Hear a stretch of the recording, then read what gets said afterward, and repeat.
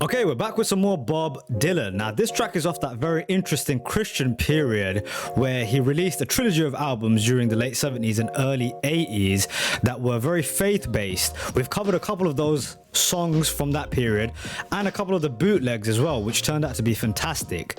So this is thought to have been his magnum opus. That's what a lot of people were telling me about this track during this period. It's off the third album in the trilogy, so it's super interesting to hear, especially for the fact that he kind of documented his turns of faith, the ups and downs of his life, all in his music for us to kind of gawk at and pick apart and see what's interesting in it. So we'll definitely be doing that in this track. Lastly, it is a donator suggested track and it's from Dylan, who is from Australia, which on a side note is crazy to me. The reach of this channel, we're all connected through this music. People from like Argentina reaching out to me recently, from Hungary. It is amazing the reach of this thing. So thank you all for watching, and other than that, let's get into the music. Here we go. Every Grain of Sand by Bob Dylan.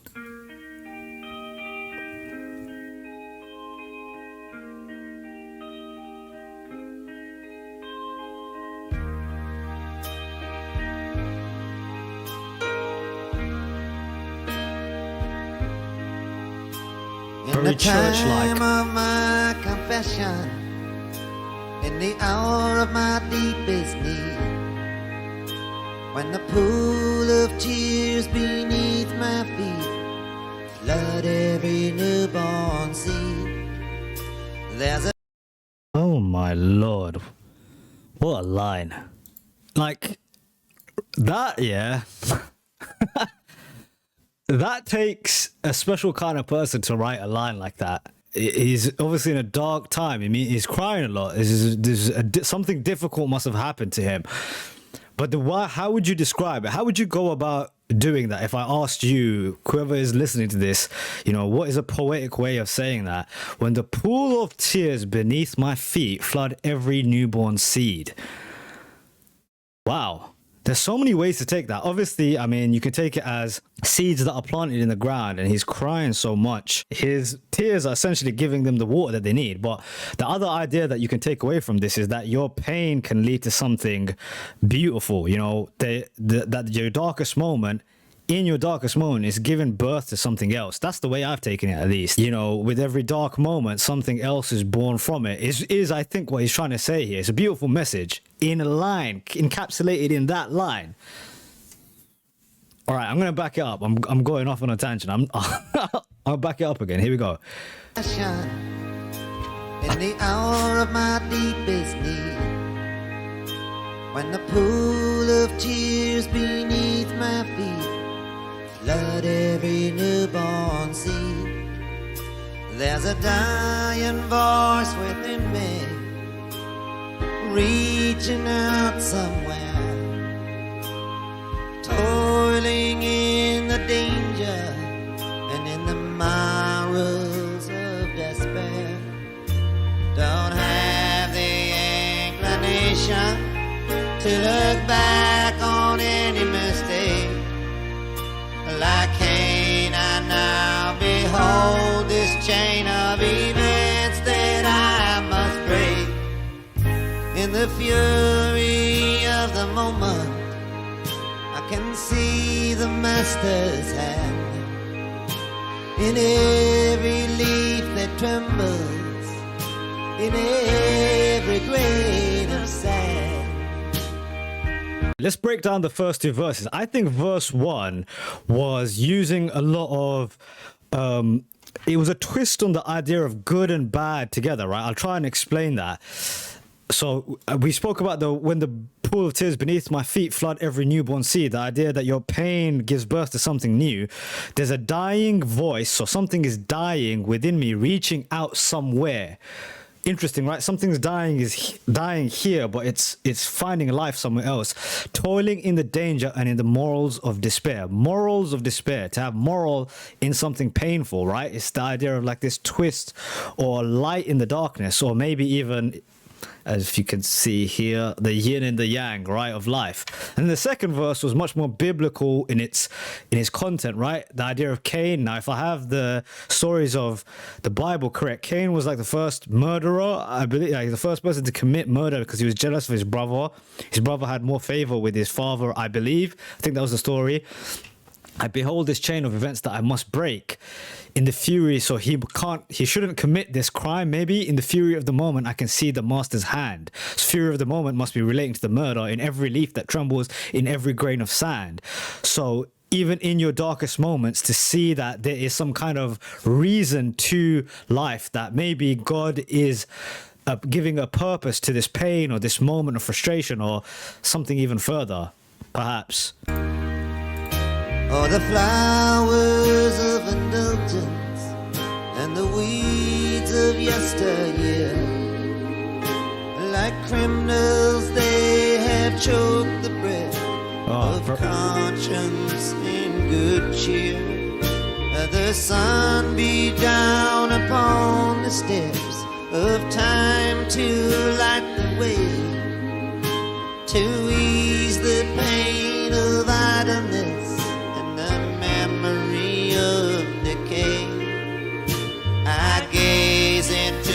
the doorway of temptation's angry flame, and every time I pass that way, I always hear my name. Then onward in my journey, I come to understand that every hair is numbered, like every grain. It's got a beautiful message to it. I think that the takeaway that I'm getting so far is that there is a purpose to this life. Every moment, right? That every hair is numbered, meaning it's tracked for. That's how I took it. Like there's a track for it. There's a reason for it. It's known why there's so many of something as insignificant as hair, like every grain of sand, like every grain of sand too. I got kind of lost in verse 3 because of the music behind it. I think it's so well done. It's obviously got like a church-like quality to it, and those kind of hymn-like choiry harmonies in the back. It's a lady's voice that is paired with his as well. I should make sure that I didn't miss anything. Like, I was kind of lost for a second. Flowers of indulgence and the weeds of yesteryear, like criminals they have choked the breath of conscience and good cheer. The sun beat down upon the steps. Time to light the way. Let's keep it rolling.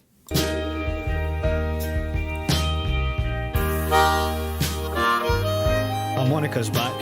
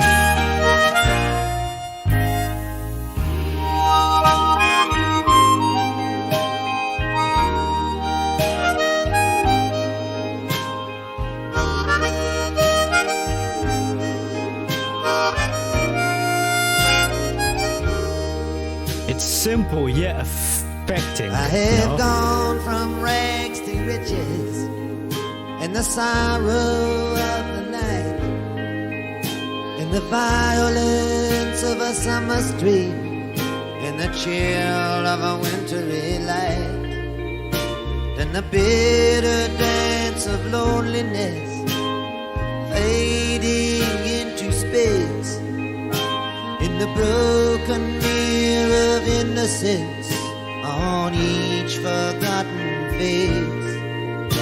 I hear the aging footsteps like the motion of the sea.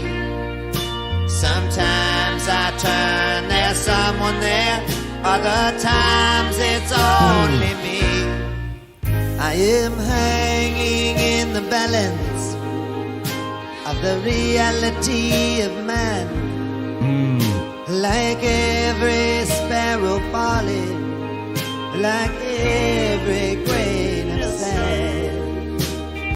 Obviously very kind of contemplative track, right? It seems like a person who is looking back on maybe even the more darker moments of his life, trying to make or come to some kind of understanding or realization of why did these things happen? Why am I even famous, right? That even this bit here, I've gone from rags to riches in the sorrow of the night. The way I took that was that, again, his pain, the sorrow of the night, his pain is what he used to light the way for his rags to riches stories. I have gone from rags to riches in the sorrow of the night, right? The reason why I take that way is because I think a lot of great artists are kind of tortured souls. You know, it's that kind of tension that exists in a person that allows them to create great art. And I'm sure Dylan was the same way. I mean, you can't write this kind of stuff if you're not.